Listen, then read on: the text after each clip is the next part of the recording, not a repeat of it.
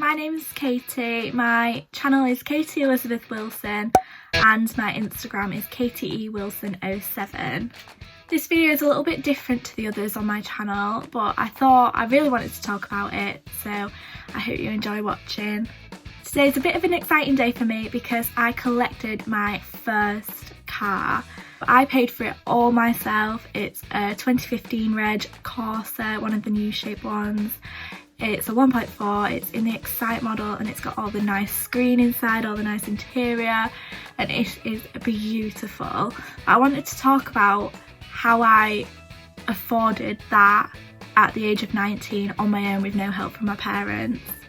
I know the car isn't anything flash, it's not an Audi, it's not a Range Rover, and it's not brand new like 2020 plate, but I'm really proud that I've managed to do it all on my own, and I think a lot of people might see that as like something that they're not able to do, but I managed my money really well. I wasn't in a good position with money at the start of the year. I was at uni, I was living off student finance, but the way things have happened, I've been able to manage my money and save up for this car quite quickly, I'd say. I chose to buy my car like outright rather than paying for finance because I wasn't actually in a position to be able to commit to paying the finance because I don't have a full-time job. I'm only working part-time at the moment, and also I'm a student, so I'm not sure that they'd actually let me get anything on finance. So obviously that's a good option if you're in a position to be able to do that. And yeah, I just wanted to talk about how I've done it rather than like showing off my car. It's only fair though that I insert videos of my car and me getting the car and everything, just so you know what I'm talking about. I've got to say, like, my proudest experience was sat in that showroom and signing all the papers on my own, my parents not having anything to do with it, like me sat there doing it myself, paying it off my own card. Like, I've got to say, like, the proudest moment of my life.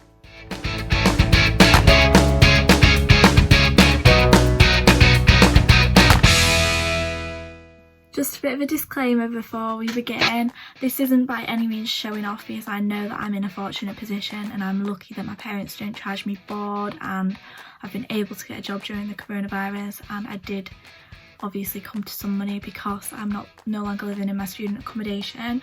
However, like, this isn't me showing off, this is me basically saying like a practical way and how I did it and my own experience with it. And I'm not saying, oh, I'm better than you, I've just bought myself a new car.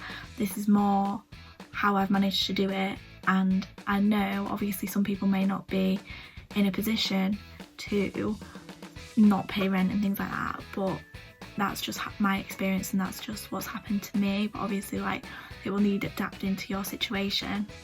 Because I only look really young, I'd say I actually experienced some discrimination whilst in the car garage asking to test drive that car, because I walked in and I asked for a test drive and they were really funny about it, saying, oh, it's a really long wait, you'll have to pay £10 just to get put on the insurance. And I was like, yeah, that's fine, and waited, and they really did put off letting me drive this car. And then eventually I was able to drive the car. Obviously I decided I wanted that car, and then after the test drive they were like, oh no, you don't have to pay that £10. And I think that was trying to put me off by like test driving that car because I didn't think I'd be able to afford to buy it. I think that's a bit disgusting. So anyway, enough about my car and more about the saving. So I was skint until coronavirus, really. That's kind of like where I was skint to, because I was still in uni. I'd literally be living off like £20 a week for student finance. Like, that was all I had. I had a little bit of saving money in, like, my mum was responsible for that though, that was from my grandma, and that was it. Like, that's all I had, and I wasn't really allowed to touch my savings. And then coronavirus happened and I was fortunate enough to get my money back from my accommodation, so that's kind of what kick-started the whole thing. That was like, oh, I'm going to use this money and save now.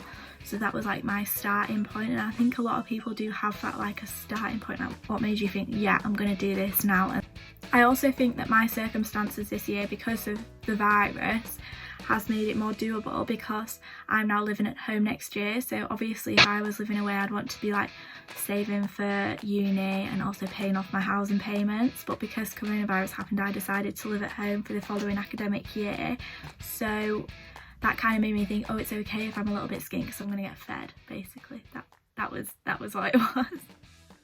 So then I got a job working at Morrison's, and initially it was only meant to be like 12 hours a week, just like getting me out the house while everybody was in lockdown. But then I ended up working like full-time hours, and it wasn't on purpose, but I love my job, so I really didn't mind, and my wages that came through kind of helped me save up for the rest of the car. And basically when I got paid, I'd look at the money I was paid and think, how much do I actually need for this month and how much can be saved? And I tended to leave myself like £200 to spend, like on food at work maybe, or clothes and things like that, and then everything left in my wage went in my savings account. So I have two bank accounts. I have a student account, and then I have my main current account that I've had for years, and in the current account was all the money that I was allowing myself to spend, and then in the student bank account there was all the money I was trying to save for this car. One thing I think you should really note, if you're looking to buy a new car, I think you should note, like, if the price says, let's say 5,500, by the time you leave that, like, with your car, you will have spent like £300 more, because they tax it and you need to pay the tax, the insurance, that cost me an extra £100, and what else, like, oh, do you want to add on this, do you want to add on that, things like that do really add up. And there was a £100 admin fee and all sorts, so don't go in thinking, oh yeah, that's really cheap, like I can afford that now, because by the time you leave you will have spent more. So just kind of consider that. Like, I had to go into my overdraft to pay those, but obviously I'll like find that money in my next wage, like it's fine. But I was shocked to really know like how much extra goes in after the cost of the car. My top tip, looking back on how I saved that amount of money, was that I didn't let myself go without. If I wanted to go out with my friends, I went out with my friends. If I wanted a new outfit, like you've seen the hauls, the other haul videos on my channel, like I still bought lots of clothes, but I'd also be aware of like, oh, if I spend that, I want to save so much out of my wage, so if I spend that then I'll have to cut down in other areas, and I was kind of budgeting but on a larger scale.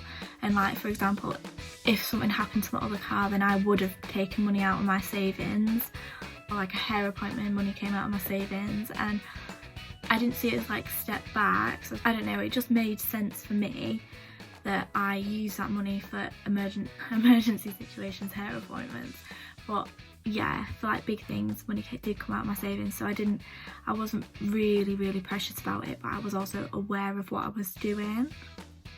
Anyway, this is the end of the video. Thank you so much for watching. Again, please follow me on Instagram, like, comment, subscribe, and I'll see you next video.